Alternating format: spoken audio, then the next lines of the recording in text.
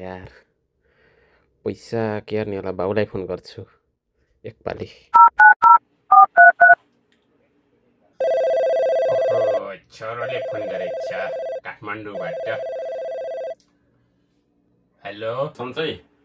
म एकदमै सन्चै छु। अनि तमुलालाई चाहिँ कस्तो छ? म पनि ठिक छु, एकदम ठिक छु। ए सबै कुरा ठिक छ नि? हजुर हजुर। केही पर्यो भने भनाइ तेरो बाउ छ, तेरो बाउले तँलाई सकथोक गर्छ। अनि मलाई अँ अलिकति पैसा चाहिएको थियो।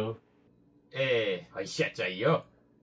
होइन कि पैसा पैसा के काट्ने हो छोरा हैसिया? पैसा के बाउ पैसा किन चाहियो तँलाई काठमाडौँमा हैसिया? ल्याङ गरिरहेको। यता न जङ्गल छ न घाँस काट्नु पर्ने छ, किन हैसिया चाहियो? रुपियाँ के रुपियाँ? ए उपिया भनेको उपिया पर्यो? रुपियाँ चाहियो क्या मलाई। उपिया परे त त्यो तितेपातीको रस लगा न, झ्याक्कै हुन्छ उपिया। यस्तैका बाउ यार, मैले बाख्रालाई त त्यही गर्छु। यस्तो कुरै बुझ्दैन अरे बाउले।